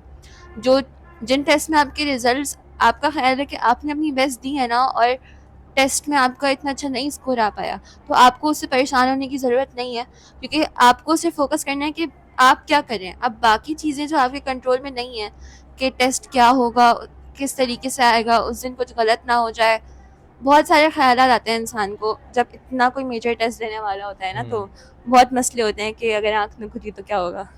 तो इस तरह की चीज़ें जो है ना, सोचने की बिल्कुल भी ज़रूरत नहीं है, क्योंकि ज़ाहिर है जब आपका माइंड सारा टाइम एक स्ट्रेसफुल एक्टिविटी में इंगेज रहता है, तो जैसे लीज़ा ने कहा कि उसको रिफ़्रेश करने की बहुत ज़्यादा ज़रूरत है। जैसे मैंने पहले भी कहा था कि आपको ब्रेक्स लेके पढ़ने की ज़रूरत है, और आपको ख़ुद पता होता है कि किस टेस्ट में आपकी मेहनत की कमी की वजह से मार्क्स कम आया और किस टेस्ट में आपने अपना बेस्ट दिया था। तो उस जहाँ पर आपको लगता है कि मैं अपना बेस्ट दे रहा हूँ, तो बस आपके लिए वो मेरे ख्याल में काफ़ी है, उससे ज़्यादा करने की ज़रूरत नहीं है। और काम कैसे रहना है, उसके लिए मैंने जो चीज़ अप्लाई की थी वो ये थी कि ना आपको ज़ोन आउट रहना होता है। इस तरह अब्दुर्रहमान ने बहुत अच्छी टेक्निक बताई थी कि आपको ये बिल्कुल भी नहीं सोचना कि आपके लिए ये टेस्ट कितना बड़ा है, आपकी पूरे कैरियर डिसाइडिंग टेस्ट है, आपका लाइफ चेंजिंग टेस्ट है, ऐसा कुछ भी नहीं सोचना है। आप जब जा रहे हैं एमडी कैट देने के लिए, उससे एक दिन पहले आपको बस ये सोचना है कि ये एग्ज़ाम है, और बहुत से एग्ज़ाम्स दिए हैं हमने ज़िंदगी के अंदर, और ये भी उन्हीं के जैसा एक एग्ज़ाम है। तो कुछ जगह पर अपने आप को खुद भी डिल्यूट करना होता है, अपने आप को जोन आउट रखना पड़ता है। जैसे हम लोगों ने जब रीटेक वाला एमडी कैट दिया था, तो जो पेपर था वो मेरे ख्याल में 3 घंटे लेट आया था। ऐसे ही है। तो वो जो 3 घंटे हम बैठे हुए थे ना वहाँ पे, वो गुजारना बहुत मुश्किल थे। लेकिन जब उसमें अगर आप अपने आप को जोन आउट करके कुछ और भी सोच लें ना, कुछ भी सोचें, अब बस ये मत सोचें कि पेपर में क्या होने वाला है और कैसा आएगा, ये नहीं सोचना है। बस आपने ये सोचना है कि मैंने पढ़ा हुआ है, मैंने सबसे ज़्यादा मेहनत करने की कोशिश की है, मैंने अपना बेस्ट दिया है, तो बस आपको उससे ज़्यादा फिक्र करने की ज़रूरत नहीं है। बिल्कुल सर, बिल्कुल टेंशन होती है और सब बोलते हैं कि बेटा रिलैक्स रहो, बेटा डिप्रेस मत हो। सर, मुझे नहीं समझ आता कि ये हमारे हाथ में नहीं है। एग्जैक्टली मैं जानबूझकर टेंशन नहीं लेती, लेकिन हर छोटी-छोटी बात पे कि इवन जब एमडी-कैट रीटेक हो गया ना और या पेपर लेट हुआ था, तो आप यकीन करें मैं सोच रही थी कि हो सकता है पेपर इस बार भी लीक हो गया, अब तीसरी बार होगा। मैं सोच रही हूँ यार दूसरी बार में क्या मार्क्स आए, मतलब इतने या पेपर लीक हो गया, नए पेपर प्रिंट हो रहे हैं। एग्जैक्टली यही ऐसा भी हो सोच सकता है ऐसा ना। क्यों हो रहा है, क्या होगा, दे दिया, अगर टेस्ट गलत हो गया तो मैं क्या करूँगी, क्योंकि कोचिंग में जैसे दुआ ने कहा कि हमारे मार्क्स अच्छे नहीं आते थे, 180s में नहीं आए कभी, हाँ 170s में या 160s में भी चले गए। तो अब उन मार्क्स को देख के भी बहुत टेंशन होती थी कि यार कोचिंग में ये आ रहा है तो सोचो एमडी कैट में क्या होगा हमारा, लेकिन ऐसा नहीं होता। कोचिंग वाले ज़्यादा हमारे लिए डिफ़िकल्टीज़ क्रिएट करते हैं ताकि हम काम डाउन है कि जब हमारे आगे पेपर एमडी कैट का आता है ना, तो हमें थोड़ी सी तसल्ली होती है कि यार इतना टफ नहीं है जितना हमारे कोचिंग वालों ने कोचिंग प्रैक्टिस वाले करवा दिया। एग्जैक्टली। तो कोचिंग में इतनी ज़्यादा डिफ़िकल्टीज़ हमें फेस करवाई जाती हैं कि वो फिर हम आदी हो जाते हैं उस चीज़ के। अब टेंशन नहीं लेनी, ये मुझे नहीं समझ आता कि भाई आपने नहीं कैसे पॉसिबल नहीं है रिलीज़ कि आपको करनी है। टेंशन ना हो, बट आपको Obviously, काम टेंशन के साथ साथ अपने आप को मैनेज करके चलना है, बस उस कामनेस को yes, ऐसे कैरी आउट करना है एक कि खुशी चीज़ें एक खुशी ये होती थी कि मैं जो कर रही हूँ ना अपनी खुशी से कर रही हूँ और हम्म मुझे पता है अगर मैंने कर लिया तो मुझे कितना बड़ा रिवॉर्ड मिलेगा। ऐसे ही है। तो मैं अपना फ्यूचर सोच रही थी कि यार अच्छा हो गया तो ये होगा, अब वो जो अच्छा होगा वो कैसे होगा वो मुझे उसके लिए प्रिपेयर करना अच्छा है। ये इसके ऊपर मैं भी चीज़ एक और ऐड ऑन कर दूं। मैं भी आमतौर पे आप लोगों ने जैसे अभी फातिमा ने ऐड किया ना, ये पॉइंट तो यूजुअली होता ही है कि हर बच्चा अपना ख्वाब ज़रूर देखता है एक दफ़ा। मैं बार बार भी बोलता हूँ कि आप अपने दिन के अंदर एक टाइम ऐसा ज़रूर बनाओ जब आप सोचो कि आप जब मेड स्कूल पहुँच जाओगे तो आपकी लाइफ के अंदर क्या क्या चेंजेस आ जाएंगे। उसी से इंसान को मोटिवेशन मिलती है कि वो जो है वो एफर्ट कर सके, मेहनत कर सके और अपने गोल्स को अचीव कर सके। सबको सोचने का टाइम देना चाहिए। और बात ये है कि माँ बाप भी ना कभी कभी, मैं तो सोचती हूँ कि अल्लाह का शुक्र है मुझे मेरे माँ बाप ने शुरू से एक ही चीज़ सोचने पे मजबूर किया था कि बेटा तुमने ना मेडिकल करनी है। अब सर मुझे खुद भी सोचने का टाइम नहीं मिला, मैंने सोचा यार मैं शायद पढ़ लेती हूँ तो मैं मेडिकल ले लेती हूँ, बहुत अच्छी फील्ड है। तो माँ बाप के इंटरेस्ट की वजह से, उनके ख्वाब की वजह से मुझे भी इंटरेस्ट आना शुरू हुआ और बहुत इज्जत है सर, बहुत अच्छा लगता है नाम के साथ आपके डॉक्टर ऐड हो, तो बस वो चीज़ सोच सोच के ना नहीं हम भी पढ़ेंगे, हम भी डॉक्टर बनेंगे। तो आपको खुद से सोचने की ज़रूरत है, लेकिन अगर आपको कोई खुद से बता देना कि बेटा आपने ये करना है, आप देखो इतने फ़ायदे हैं इस चीज़ के, अगर आप खुद कंफ्यूज हो फिर आप किसी और की बात भी मान लो। बिल्कुल। तो बिल्कुल यही वाली चीज़ होती है और बस अल्हम्दुलिल्लाह हो गया, अब आगे अल्लाह ताला आसानी करे, वो क्योंकि इंशाल्लाह बिल्कुल। एमडी कैट मुझे लगता था बहुत बड़ा मसला है, नहीं आगे लेकिन फिर आगे पूरी मेडिसिन की लाइफ पड़ी है and that's a total different life. इंशाल्लाह इंशाल्लाह खैर उसके अंदर अल्लाह ताला खैर करेंगे और आसानी के मामलात करेंगे आप लोगों के लिए। अच्छा अगला क्वेश्चन मेरे दिमाग में इस तरीके से है कि हम इस डायमेंशन को डिस्कस करते हैं बच्चों के लिए लाजमी कि एक तो एमडी कैट का एग्ज़ाम आपके नॉर्मल इंटरमीडिएट के या आपके पूरे एकेडमिक के एग्ज़ाम से कितना थोड़ा सा डिफरेंट है, इसको भी डिस्कस करते हैं हम बच्चों के लिए। और दूसरा एक और चीज़ बहुत इंपॉर्टेंटली डिस्कस करते हैं कि ये आप लोगों को पता है हादसा हुआ है आप लोगों के साथ कि एमडी कैट 2 दफ़ा आपको देना पड़ा। माशाल्लाह से आप लोगों के फर्स्ट में भी बहुत अच्छे स्कोर थे और सेकंड एमडी कैट के अंदर जो रीटेक हुआ था उसके अंदर भी स्कोर अच्छे थे। काउंट हमारे पास एग्जैक्टली रीटेक ही होगा क्योंकि पहला वाला तो कैंसिल आउट हो गया। सो क्या कैसे अपने आप को उस सारे हार्ड डिफ़िकल्ट टाइम के अंदर मैनेज किया ख़ुद को कैसे और किस तरीके से चीज़ों को प्रोसीड किया, इस बारे में ज़रूर थोड़ा सा डिस्कस करो ताकि बच्चों को इस चीज़ से फ़ायदा हो सके। सर इंटरमीडिएट की जो पढ़ाई होती है ना वो आपकी सब्जेक्टिव पे ज़्यादा होती है। अगर आप एमसीक्यूज़ को इतने अच्छे से प्रिपेयर नहीं कर रहे ना, आपके कॉन्सेप्ट्स अगर हैं तो एमसीक्यूज़ तो हो जाएंगे, लेकिन आपको ना सब्जेक्टिव के लिए याद करना भी थोड़ा ज़रूरी होता है। एमडी कैट में शुक्र है ऐसा नहीं होता। एमडी कैट में आपको चीज़ें याद नहीं करनी, दौरानी रट्टे नहीं लगाने आपको, बस आपको पता हो कि क्योंकि ऑब्वियसली बुक की लाइन्स नहीं आती है एमडी कैट में, कॉन्सेप्ट्स आते हैं। तो जो ऑब्जेक्टिव पेपर होता है ना उसके लिए आपके अगर कॉन्सेप्ट्स हैं, आपने बुक को अच्छी तरीके से पढ़ा हुआ है, तो अगर वो एक लाइन को 3 तरीक़ों से भी दे देगा ना तो इंशाल्लाह आपको बहुत अच्छे से प्रिपेयर हो जाएगा। और दूसरी चीज़ ये कि रीटेक हुआ बहुत बड़ा एक तरीके से सानिया था हमारे लिए, क्योंकि हाँ हम लोगों हकीकत से बात है हम सबके पहली दफ़ा में स्कोर अच्छे आए थे माशाल्लाह से। और बहुत मुश्किल से आए थे और बस हमने दे दिया था कि चलो शुक्र है एडमिशन मिलेगा, अब सुकून से मेडिसिन करेंगे। लेकिन जब वो दूसरी दफ़ा का सीन हुआ ना कि अब लगा शायद पहली दफ़ा तो चांस पे हो गया था, दूसरी दफ़ा में रह जाएंगे, तो ये इतना डिमोटिवेटिंग फैक्टर था मेरे लिए। शेकिंग तो होता है काफ़ी। ऑब्वियसली कि पहली दफ़ा में आ गए थे, दूसरी दफ़ा में हो सकता है ना आए, दूसरी दफ़ा में हो सकता है फेल हो जाऊँ, दूसरी दफ़ा में पता नहीं क्या होगा, अब शायद एडमिशन ना हो। तो बस टीचर्स ये बोलते थे कि बेटा दूसरी बार है तो इंशाल्लाह देखो काम डाउन रहो, पहली दफ़ा में भी हमने ही किया था तो दूसरी बार भी हम कर सकते हैं। तो टीचर्स कहते थे कि जैसे सर रहमान कहते थे कि बेटा टेंशन नहीं लेनी है आपने, आप ये सोचें कि आपने पहली दफ़ा में कर लिया है तो दूसरी दफ़ा में आप कर लेंगे, और रही बात पेपर की, तो पेपर हमारे हाथ में नहीं है, हम सिर्फ अपनी तैयारी कर सकते हैं। तो जितनी तैयारी मैंने पहली दफ़ा में की थी उतनी तैयारी मैं दूसरी दफ़ा में भी करके गई हूँ।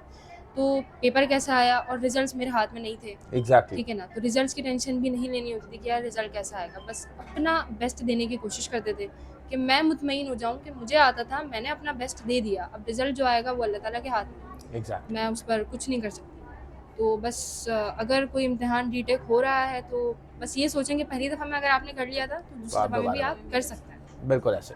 दुआ। सबसे पहले तो आपने पूछा कि इंटरमीडिएट और एमडी कैट की तैयारी में हाँ, थोड़ा सा एग्जाम की डिफरेंस नेचर का बताओ थोड़ा सा ना। बहुत ज़्यादा, मतलब मैं कहूँगी डिफरेंस है, क्योंकि पहली बात तो लोगों का बहुत बड़ी मिसकंसेप्शन ये होती है कि एमडी कैट के लिए ना आपको जो किताब है ना उसका वर्ड टू वर्ड आपको रट्टा मार देना, और मैं कहूँगी बहुत ही स्टूपिड चीज़ है ये, क्योंकि एमडी कैट में जैसे लीजा ने कहा ना कि सिर्फ कुछ स्टेटिस्टिकल डाटा होता है, वैल्यूज़ होती हैं, कुछ सीक्वेंसेस होती हैं चीज़ों की जो आपको याद करनी होती है, बाकी आपका टोटल कॉन्सेप्ट होता है। मैंने नहीं देखा ऐसा कहीं पे कि word to word exact book की लाइंस आ रही हों, कुछ सवालात होते हैं बट मेजरली सवालात इस पर बेस्ड नहीं होते हैं। तो मेरे ख्याल में कॉन्सेप्ट और वो कॉन्सेप्ट आपका बेसिकली, मैं कहूँगी कॉन्सेप्ट आपका सिर्फ और सिर्फ काफ़ी ज़्यादा पार्ट होता है उसमें क्वेश्चंस पूछने का। आप जितना सोचेंगे आपके जहन में उतनी कन्फ्यूजन्स आएंगी, आप उन कन्फ्यूजन्स को क्लियर करेंगे, आपको और अच्छे तरीके से समझ आएगा। तो मेरे ख्याल में ये बहुत मेजर पार्ट है एमडी कैट की तैयारी का। और जहाँ तक बात रही रिकंडक्ट की, तो बहुत बहुत मसला हुआ था रिकंडक्ट के वक्त, क्योंकि मसला ये था कि जब हम लोग ने एमडी कैट पढ़ा था ना, तो हमेशा से सुनते आ रहे थे कि बस एमडी कैट हो जाए उसके बाद जान छुटेगी, रिलैक्स हो जाएंगे। तो ये था कि बस हम आखिरी दफ़ा पढ़ रहे हैं। तो जब रिकंडक्ट अनाउंस हुआ उस दिन तो उठा के चलो सही है, हो जाएगा, कर लेंगे, लेकिन जब अगले दिन किताबें खोली ना, क्योंकि जाहिर है वो हम लोग ने उस तरीके से देखा हुआ था कि हमने सोचा था ये पढ़ते हुए ये सोचा था कि आखिरी दफ़ा पढ़ रहे हैं, यहाँ ये मार्किंग्स की थी, ये सोचा था आखिरी दफ़ा कर रहे हैं, तो वो जाहिर है वो बहुत ज़्यादा आपके माइंड के साथ ना प्ले करती है ये चीज़। और कोई एक आध हफ्ता तो लगा था ये चीज़ डाइजेस्ट करने में, और ये चीज़ सबसे ज़्यादा बड़ा मसला ये था कि चलो मेहनत हम दोबारा कर लेंगे, किसी तरीके से हो ही जाएगा।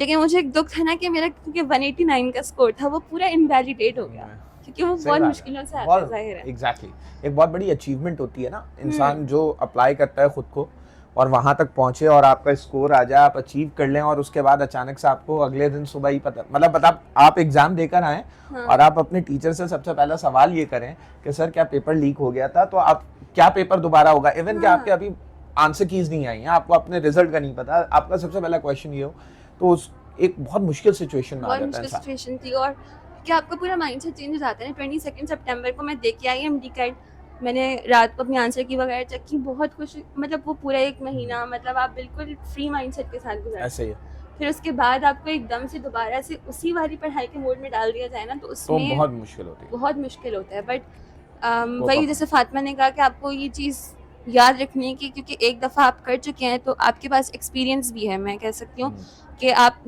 दूसरी दफ़ा बेहतर तरीके से कर सकते हैं उसको। ज़रूरी नहीं है कि एक दफ़ा अच्छा हो गया तो दूसरी दफ़ा बुरा ही होगा, 2 दफ़ा भी चीज़ें अच्छी हो सकती हैं। और सेकंड वाले टेस्ट थोड़ा सा था भी मुश्किल, बहुत कंफ्यूजिंग चीज़ें थी उसके अंदर, बट एक्सपीरियंस स्ट्रिप का क्वेश्चन डाल के प्लांट से रिलेटेड क्वेश्चन था और brain उसके के parts ऑप्शंस के का अंदर option ब्रेन के था। पार्ट मेंशन कर दिए थे, तो यार इट इज अ हाँ। डिफिकल्ट थिंग ना कि तो- आप उसको दोबारा रिकोप कर हाँ, तो आप पेपर करते हुए फिर जहन में यही आता है कि यार एक दफ़ा हो गए थे, लकी बहुत आसान पेपर आया था, अब नहीं होना। लेकिन वही बात है कि आप एक दफ़ा इस तरीके से मत सोचें, अपने आप को काम रखें। तो आप, क्योंकि कुछ क्वेश्चन ऐसे भी थे जिनमें अनक्लियर था कि वो क्या पूछना चाह रहे हैं, लेकिन थोड़ा सा आप सोचेंगे ना, आप अपने पुराने जो कोचिंग के टेस्ट थे उनको रिवाइंड करेंगे जहन में कि इस तरीके के एमसीक्यूज थे, इस तरीके से भी पूछा जा सकता है, तो आप उसको आसानी से सोच सकते हैं। अच्छा एक चीज़ और ऐड कर दूं, क्योंकि तुम्हारी स्पेसिफिक चीज़ है तो इसलिए तुम्हें यहाँ पे मेंशन करना ज़रूरी है। वैसे तो माशाल्लाह से तुम्हारी ओवरऑल 9th पोजीशन है एमडी कैट में, लेकिन रीटेक के अंदर ना, लेकिन जो तुम्हारी कॉल आई थी पहले एग्ज़ाम के बाद, उसके बाद मुझे ऐसा लगा था कि शायद कि कुछ गड़बड़ बहुत ज़्यादा हो गई है, इसने मुझे कॉल करके स्पेसिफाई किया कि सर बहुत मुश्किल हालात हैं, बहुत। मेरा जो पहली दफ़ा में एमडी कैट हुआ था और दूसरी दफ़ा में एमडी कैट हुआ है उसमें बहुत ज़मीन और आसमान का फ़र्क है। अच्छा, वो चीज़ मैं प्रोसेस इसलिए नहीं कर पा रहा था क्योंकि मैं जानता हूँ अच्छे से ना, बच्चे जब आप पढ़ा रहे होते हैं तो अच्छे से जान रहे होते हैं बच्चों को कि कौन बच्चा किस कैपेसिटी में काम कर सकता है। तो अचानक से कॉल आती है और कॉल आके अचानक से मुझे एकदम बिल्कुल झटका सा मिलता है कि नहीं सर बहुत मुश्किल हो गई है, शायद नहीं हो पाएगा, बहुत बुरे हालात हैं। और थोड़ी ही मेरे ख्याल से 1-2 घंटे की बात है, उसके दरमियान गैप था कि आपका रिजल्ट आंसर की आ गई है और आपने आंसर की चेक करके सर नहीं अब सही है। तो इट वाज लाइक कि 2 घंटे पहले एकदम बिल्कुल ऐसा लगा कि हम बायपोलर कंडीशन में थे कि एक वक्त में खुशी और एक वक्त में हमें गम था। तो अच्छी Exactly. तो होता है, अक्सर ऐसा हुआ करता है, कुछ क्वेश्चंस को देखकर आपको उस वक्त लग रहा होता है कि ये तो हाँ। शायद पता नहीं गलत मार्क कर दिए, बट आप उसमें अपने आप को सही से क्योंकि मैंने लेकर काफ़ी आंसर्स तुक्के से लगाए थे एमडी जी। कैट में, क्योंकि मतलब इस तरीके का तुक्का नहीं कि मुझे आता ही था, इस तरीके का तुक्का था कि मुझे समझ नहीं आया था कि वो क्या पूछना चाह रहे हैं, शायद ये पूछना चाह रहे हैं, तो मैं ये आंसर लगाई थी। और मैंने कभी Application. सोचा नहीं था कि एमडी कैट में मैं इस तरीके से तुक्के लगा के आऊँगी, तो उस टाइम पे मैं काफ़ी थी फिक्रमंद, देखिए क्योंकि ज़ाहिर है क्योंकि पेपर जब मैं 3 घंटे लेट हो गया था ना, तो आप बैठे बैठे भी ज़ाहिर है बहुत ज़्यादा एग्जॉस्ट हो जाते हैं। आप आते एक ज़ाहिर है सुबह उठ के फ्रेश माइंड के साथ हैं, लेकिन आपकी एनर्जी लेवल्स भी लो होते रहते हैं, फिर ज़ाहिर है जो एनवायरनमेंट होता है उसका इफेक्ट पड़ता है आपके ऊपर काफ़ी ज़्यादा। किसी को हम इन्विजिलेटर से पूछ रहे थे, किसी को नहीं पता था कि पेपर कब आएगा, तो वहाँ एक अनसर्टेन सिचुएशन क्रिएट हुई हुई थी Exactly. और वो बहुत मुश्किल होती है किसी भी बच्चे के लिए ना एब्जॉर्ब हाँ। करने के लिए। या Aliza, what's your take on that? मुझे लगता है पहला तो क्वेश्चन ये कि इंटरमीडिएट और एमकेट में क्या ट्रांजिशन है। बहुत फ़र्क है। इंटरमीडिएट बहुत सब्जेक्टिव है, लंबे लंबे क्वेश्चंस क्रैम करना उसको, लेकिन मुझे लगता है कि मुझे यहाँ पे एक एडवांटेज ये था कि मैंने कभी इंटरमीडिएट को वैसे लिया ही नहीं कि मुझे लॉन्ग तैयार करने हैं और शॉर्ट प्रिपेयर करने हैं। मैं कंटेंट के हिसाब से प्रिपेयर करती थी। जो भी कंटेंट है किसी भी हेडिंग के अंदर उसको समझो और उसको फिर इवेंचुअली मैं अपनी ही वर्डिंग्स में लिखती थी, लेकिन ये नहीं कि मैंने कोर कॉन्सेप्ट्स डिस्टर्ब कर दिए उस पूरे कंटेंट के, अपनी ही उसमें लिखो। लेकिन मैंने मुझे लगता है ये एडवांटेज था कि बुक्स बहुत अच्छे से पढ़ ली थी। तो एमकेट में ये था कि बुक्स वापस ऐसा नहीं था कि मैं इस चीज़ से अनफेमिलियर हूँ, बहुत फेमिलियर चीज़ लगती थी मुझे अपनी किताब, और मुझे पता था कि यहाँ पर ये वाली चीज़ यहाँ लिखी हुई है, तो एज इफ़ कि वो पूरी चीज़ आपके दिमाग में प्रिंट है कि यहाँ पर ये वाली चीज़ थी तो ये यहाँ से आया है। तो वो है कि अभी मैं ये कहूँगी कि अभी आप लोग जब अपनी किताबें पढ़ रहे हो उसको बहुत अच्छे से पढ़ो, और आपको पता होना चाहिए कि कौन सी छोटी से छोटी इन्फॉर्मेशन भी कहाँ लिखी हुई है, हर टर्मिनोलॉजी को समझो। अगर आपको नहीं समझ आ रही उसको छोड़ दिया, नहीं छोड़ो, उसको अंडरलाइन करो, समझो, कोई स्टिकर वगैरह लगाओ, वहाँ पे कुछ लिखो। तो इस तरह से बहुत ऑब्जेक्टिव पेपर आता है, कॉन्सेप्ट्स आपको आने चाहिए। कोर कॉन्सेप्ट्स हमेशा किसी भी चैप्टर के आपको याद रहते हैं, लेकिन जो छोटे मतलब थोड़े ऐसी Minor कोई details होती माइनर हैं। डिटेल्स होती हैं, कोई बहुत ही ज़्यादा एक्सेप्शन हो गई तो वो एक्सेप्शंस याद होनी चाहिए आपको। प्लस आपको क्वेश्चन बनाना आना चाहिए। जब आप पढ़ रहे हो तो आपको पता होना चाहिए कि अगर मैं पेपर देती तो मैं शायद ये क्वेश्चन देती। ये बात कि बहुत इम्पोर्टेंट हाँ। है कि क्लास में हम अक्सर ये बात भी किया करते थे कि खाली पढ़ना इम्पोर्टेंट नहीं है, उससे ये एक्सट्रैक्ट करना भी ज़रूरी है कि आपके आयदर क्वेश्चंस बनाने के काबिल हैं कि अगर आप इसको इस तरीके से अप्रोच करना शुरू कर दें कि एमसीक्यू क्या बन सकता है इस टॉपिक में से, तो देन आपकी अंडरस्टैंडिंग ऑफ दैट टॉपिक बेहतर हो जाती है यूजुअली आपका। तो मतलब कोई भी अगर आपको ऐसा लग रहा है कि कोई प्रॉब्लमैटिक पैराग्राफ है, उसके क्वेश्चन बनाना शुरू कर दो, उसको पार्ट्स में तोड़ कर पढ़ो, तो आपको हर चीज़ फिर क्लियर हो जाती है। प्लस रिकंडक्ट ये था कि मैं तो बहुत डिसहार्टेंड थी जब मैं इवन यहाँ मुझे बुलाया गया था कैंपस 5 में for the award and all, तो वो सेरेमनी भी जब मैं करके आई थी तो मैं बहुत परेशान थी, क्योंकि मुझे अंदर से, मैं थोड़ी इंट्यूटिव इंसान हूँ, तो मुझे पहले थोड़ा सा लगता है कि नहीं अब हो जाएगा ये। तो अराउंड 5-6 डेज़ पहले जो कोर्ट का जो भी फैसला था उससे पहले मुझे थोड़ा बहुत लगता था कि अब हो जाना है, मैंने वापस देना है। तो मैंने अपने माइंड को थोड़ा बहुत रेडी कर लिया था और मैंने ज़्यादा रोने पर टाइम वेस्ट नहीं किया था। अच्छा, मैं थोड़ा जल्दी मूव ऑन कर जाती हूँ चीज़ों से, इसलिए मैंने बहुत जल्दी, मैंने कहा अब यही है, मैं फेट को तो नहीं चेंज कर सकती, यही है, तो अब दोबारा से इसी को करना है मुझे कंटिन्यू। हाँ, बीच में ऑब्वियसली आपको दुख बहुत होता है क्योंकि स्कोर बहुत अच्छा था, और वो ये कहना कि उसको बिल्कुल ही इनवैलिड करार दे देना तो वो बहुत ही गम की बात है, लेकिन फिर भी आप मूव ऑन करना सीखें क्योंकि ये तो बहुत छोटी मुसीबत है, इसके बाद आप मेडिकल परस्यू कर रहे हैं। फातिमा, क्या ख्याल है? इंटर और एमडी के टोटल ऑपोजिट्स हैं, बिल्कुल सबको ही पता है ये बात। वो पूरा एमसीक्यूज बेस्ड पैटर्न है और जब रीटेक अनाउंस हुआ तो पहले तो काफ़ी टाइम बाद रीटेक अनाउंस हुआ था, ऐसा Yes. नहीं था कि एमडी कैट के फ़ौरन बाद ही हमें पता एक चल गया महीने तक रिकंडक्ट अनसर्टेनिटी जी थी। और इसलिए आई वाज वेरी श्योर कि लास्ट ईयर रिकंडक्ट हुआ है तो इस साल दोबारा रिपीट नहीं होगा, इस साल एक ही दफ़ा होगा, बट फिर भी हो गया रिकंडक्ट अनाउंस। तो उसके बाद इवन दो जब मैं भी बहुत हद तक ना कुछ मुझे भी लग रहा था कि नहीं होगा, लेकिन अल्टीमेटली बहुत सारी चीज़ें इस स्पेक्ट्रम में चली गई कि रिकंडक्ट होना पड़ा। और फिर जब होना पड़ा फिर वही एक दिन अपने आप को दिया सब प्रोसेस करने के लिए, उसके बाद अगले दिन से ही सब दोबारा निकाल के रिवीजन करना शुरू कर दिया। ऑफ कोर्स डबल टाइम लगा मेरे ख्याल से, पहली दफ़ा के रिवीजन से सब भूल चुके थे, इतना ज़्यादा टाइम गुजर चुका था क्योंकि, लेकिन फिर हो गया। अच्छा, दैट इज ग्रेट। अच्छा, एक अगला क्वेश्चन है, ठीक है, और ये क्वेश्चन हम दुआ से चलो स्टार्ट करते हैं, कोई मसले वाली बात नहीं है, दुआ से स्टार्ट करते हैं। दुआ, एक क्वेश्चन बच्चों का ये भी हुआ करता है यूजुअली कि बच्चे सेकेंड ईयर पढ़ रहे हैं, वो ये सोचते हैं कि सेकेंड ईयर पहले कंप्लीट कर लेंगे और उसके बाद फिर एमडी कैट की प्रिपरेशन स्टार्ट करेंगे। तो एक तो दिमाग में सवाल बच्चों के ये आया करता है, बहुत सारे पेरेंट्स के भी क्वेश्चन होता है कि आइदर वो सेकेंड ईयर के साथ एमडी कैट में इनरोलमेंट लें और साथ साथ इन कोचिंग सेंटर, और साथ साथ क्या एमडी कैट पढ़ते वक्त आपके सेकेंड ईयर पे कोई अच्छा इम्पैक्ट आता है या उसका बुरा इम्पैक्ट आता है? देखिए, मेरा ये ख्याल है कि जो हमारी सिचुएशन है ना इस वक्त, कोई बहुत ज़्यादा अनसर्टेनिटी होती है। एमडी कैट कब होना है, इंटर के पेपर्स की कोई सर्टेन डेट नहीं होती है, तो I don't think it's a wise decision कि आप इंटर के पेपर्स से फ्री हो जाएं, उसके बाद आप अपने एमडी कैट की तैयारी करें, क्योंकि अक्सर लोग ये समझते हैं कि जो पढ़ा है इंटर में वही तो आना है एमडी कैट में, तो उसकी कितनी खास क्या तैयारी करनी है। तो अच्छी खासी तैयारी होती है एमडी कैट की, तो वो आपको पूरे साल, और इतना मुश्किल नहीं है। जैसे मैंने कहा कि आपको सिर्फ वक्त देना है, आपको डिस्ट्रैक्शन से दूर रहना है, अपने आप के ऊपर और अपनी स्टडीज़ के ऊपर फोकस करना है। आप अगर ये करेंगे तो आप अच्छे तरीके से टाइम मैनेज कर सकते हैं। और एमडी कैट अगर आप साथ साथ लेते हैं तो मेरे हिसाब से तो आपका इंटर पे भी पॉजिटिव पड़ता है असर। वो इस वजह से क्योंकि मुझे याद पड़ता है कि इंटरमीडिएट में भी हमारे अच्छे खासे एमसीक्यूज़ कुछ ऐसे थे जो कि हमने एमडी कैट के उसमें पढ़े थे, और वो पढ़ के याद आ जाता था कि हाँ, ये हमने एमडी कैट में पढ़ेंगे, कि ऐसा होता था वाकई में। वो चाहे बुक की लाइन्स हों, क्योंकि कुछ कंसेप्चुअल क्वेश्चंस भी मेरे ख्याल में आए थे बॉटनी वगैरह के अंदर। तो आई डोंट थिंक कि एमडी कैट लेने से सेकेंड ईयर के ग्रेड्स पे कोई बुरा असर पड़ता है। आई थिंक कि आपकी एमडी कैट की तैयारी भी साथ साथ होती रहती है और वो भी अच्छी होती रहती है, और सेकेंड ईयर पर भी अच्छा खासा पॉजिटिव इम्पैक्ट पड़ता है आपका। फातिमा? सर बिल्कुल, जैसे हमारे टीचर्स थे, सर रहमान स्पेशली मुझे जहन में आ रहे हैं, क्योंकि हमारा इंटरमीडिएट जब साथ साथ चल रहा था ना, तो सर रहमान ने एमडी कैट को इतना आसान बनाया हमारे लिए कि जो टॉपिक्स हमारे सिमिलर थे, सर रहमान ने वही हमें एमडी कैट में भी पढ़ाए। तो वो एमडी कैट में भी हम रिवाइज़ करते रहते थे, तो ऐसी कोई ख़ास ज़रूरत नहीं पड़ती थी कि मैं घर आके रिवाइज़ करूँ, क्योंकि जो मैंने एमडी कैट में पढ़ा वो मैंने इंटरमीडिएट में टेस्ट दे दिया, या जो इंटरमीडिएट में पढ़ा वो मैंने एमडी कैट में टेस्ट दे दिया।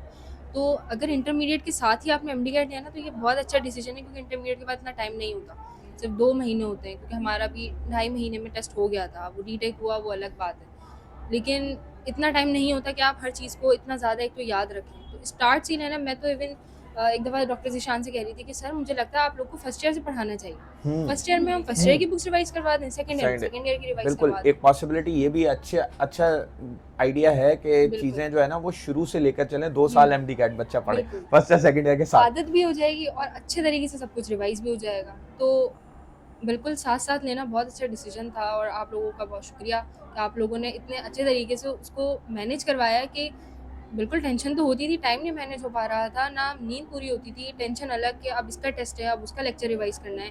लेकिन जो लेक्चर हम इंटरमीडिएट में लेते थे वही हमें थोड़ा बहुत फेमिलियर एमडी कैट में मिलता था, तो सब कुछ बहुत अच्छे तरीके से मैनेज हो जाता था। अच्छा, गुड। अलीज़ा, क्या ऐड ऑन करोगी इसके अंदर? क्वेश्चन क्या था वैसे? क्वेश्चन ये था कि जो एमडी कैट है, हाँ, ये आप जब अपेयर होते हो एमडी कैट Okay. के लिए, तो अगर आप सेकेंड ईयर के साथ इसको इंडल्ज करके चल रहे हो तो आपके ग्रेड्स इंप्रूव होंगे या वीकन अप होंगे, और सही एक बच्चे को कब एमडी कैट में अपेयर होना चाहिए, एमडी कैट के लिए इंस्टीट्यूशन को ज्वाइन करना चाहिए? इंस्टीट्यूशन ज्वाइन करना इज़ अनदर थिंग। एक तो चीज़ ये कि आपको पहले से सोचना होगा कि मैं अब मेडिकल परस्यू कर रही हूँ, तो मुझे फ़र्स्ट ईयर से ही बहुत मेहनत करनी है, ठीक है। तो फर्स्ट ईयर में जब आप अपनी किताबें पढ़ें तो ये सोच के पढ़ें कि ये मुझे वापस एमकेट में भी खोलनी पड़ेगी, तो इससे बेहतर ये है कि अभी बहुत अच्छे से पढ़ा जाए इसको। बाकी ये कि मैं ये कहूँगी कि इंटरमीडिएट के साथ एडमिशन लें, क्योंकि आपका हॉरिजन वाइड होता है इससे, क्योंकि आपको बहुत सारी डायमेंशन में जब लोग समझाते हैं, और MCAT is almost like कि कोई आपको ना समझने में थोड़ा सा टाइम लगता है। ऐसा नहीं है कि आप बस तैयारी करने लग जाओ और आपको आ गया।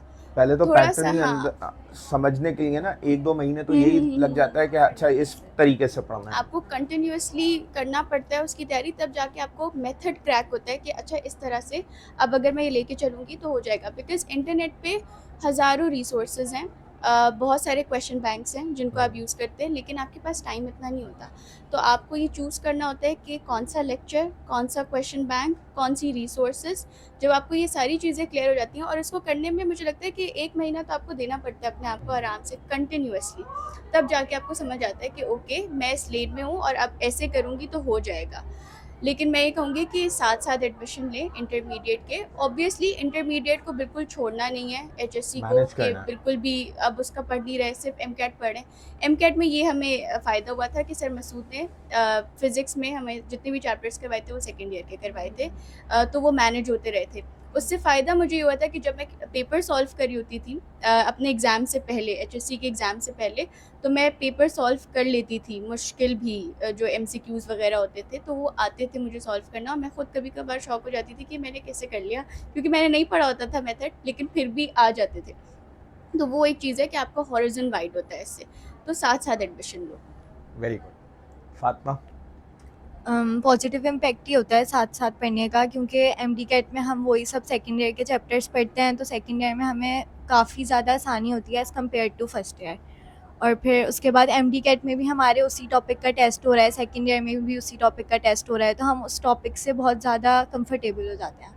और फिर अगर हम फर्स्ट ईयर भी पढ़ रहे हैं अपने सेकेंड ईयर के साथ एमडी कैट के सिलेबस में, तो फिर सब कुछ कनेक्टेड ही होता है, हमें सेकेंड ईयर Exactly. के टॉपिक्स में फिर भी हेल्प भी होती है उससे रिलेटेड।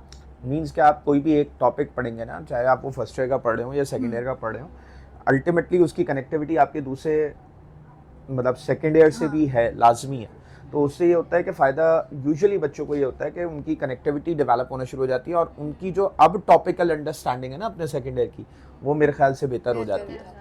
इस हवाले से ये चीज़ ऐड ऑन कर सकते हैं। बहुत शुक्रिया। अच्छा, फाइनल एक क्वेश्चन हम और एड्रेस कर लेते हैं कि बेसिकली आप लोगों की, क्योंकि ये रिमार्क्स है, कंक्लूडिंग रिमार्क्स हैं, तो इसके अंदर आप लोगों की लाइफ के अंदर बहुत सारे लोगों का रोल होगा, बहुत सारी चीज़ों का रोल होगा, तो उन तमाम में से किसी चीज़ को डिस्कस करना चाहो, कोई बच्चों के लिए अच्छी एडवाइस करना चाहो तो ज़रूर करो, ताकि आने वाले जो लोग हैं वो इन एडवाइसेस से फ़ायदा उठाएं और अपनी लाइफ के अंदर उनको अप्लाई करके बेहतर तौर पर अच्छे रिजल्ट्स प्रोड्यूस कर सकें।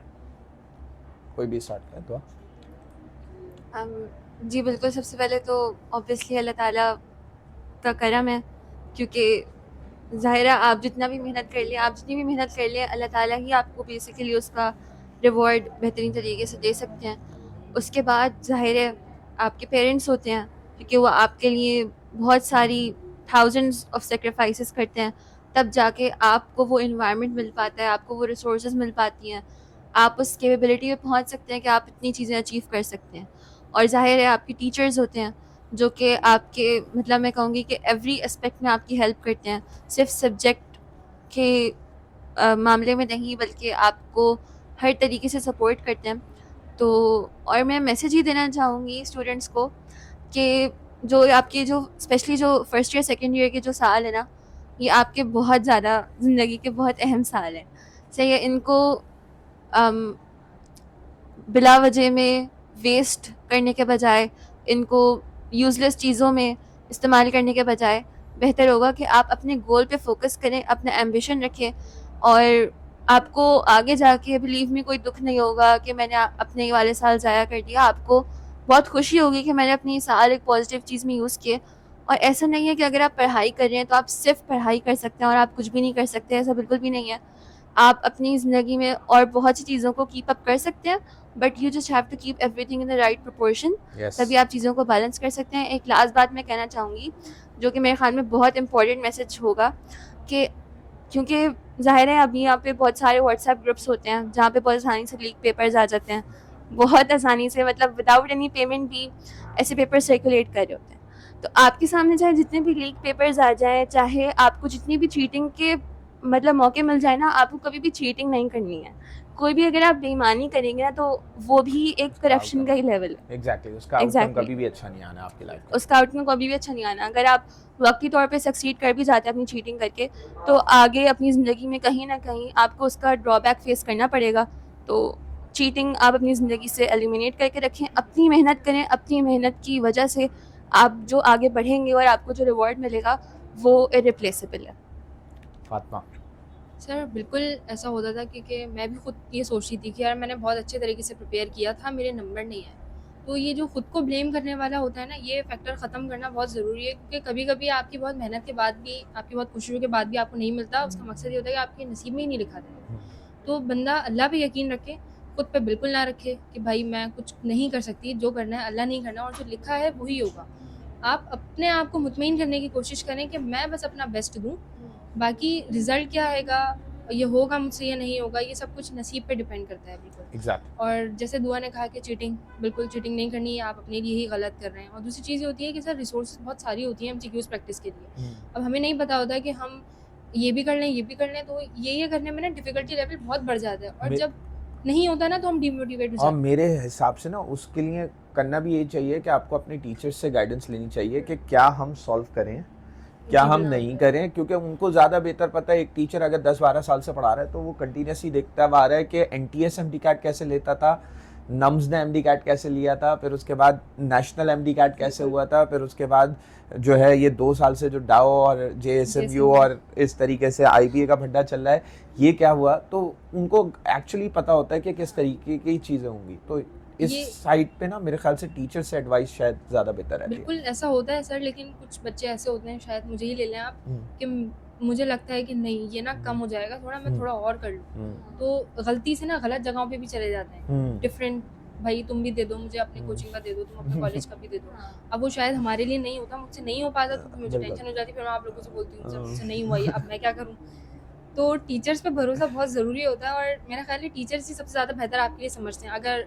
अगर वो कुछ एक्स्ट्रा नहीं प्रोवाइड करे, तो इसका मतलब है जितना आपने कर लिया वो इनफ है। इनफ है। उसी में आप खुश रहें, काम डाउन रहें, और अल्लाह पे भरोसा रखें। बिल्कुल आप जो कर रहे हैं आप यकीनन ठीक ही कर रहे हैं, क्योंकि आप खुद सोच के कर रहे हैं, क्योंकि जो आप कर रहे हैं ना वो मजाक नहीं है। बिल्कुल, बहुत मेडिकल मेहनत है। पढ़ना, फिर आगे जो आप मेडिसिन करने जा रहे हैं वो एक मजाक नहीं है, और ना ही वो कुछ छोटी मोटी बात है। तो उसके लिए तो आपको सबसे पहले पैशनेट होना ज़रूरी है, और आपको पता हो कि जो मैं कर रहा हूँ वो क्या है, आपको उसको बहुत सीरियस लेना है। किसी और फील्ड की तरह ऐसा नहीं कर सकते आप कि अगर यहाँ नहीं हुआ तो यहाँ ले लेंगे। मेडिकल में बस ये 2 फील्ड्स ही बहुत बेस्ट होती हैं, एमबीबीएस और बीडीएस, क्योंकि ज़्यादातर बच्चे तो एमबीबीएस के सोचे बैठे होते हैं, और नहीं होता तो फिर उन्हें रियलाइज़ होता है यार थोड़ा और कर लेते हैं। तो पूरा साल चला जाता है, ख्वाब टूट जाते हैं, बहुत मसले होते हैं। तो बस भाई डिटर्मिनेट रहें, आप खुद को सोचें आप कर क्या रहे हैं, क्योंकि जो आप कर रहे हैं ना वो आसान बिल्कुल नहीं है।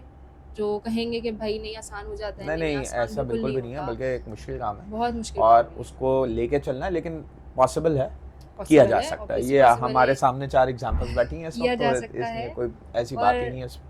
जो भी हुआ अल्लाह के करम से हो गया, इतना एक्सपेक्ट भी नहीं किया था, उसे पता भी नहीं था कि शायद हो जाएगा, पोजीशन हो जाएगी, ये हो जाएगा, नहीं कुछ भी नहीं पता था। जो मिल गया अल्लाह का शुक्र है। अल्हम्दुलिल्लाह। अलीज़ा, मुझे लगता है मेरी सक्सेस भी एडिटिव इफ़ेक्ट है बहुत सारी चीज़ों का।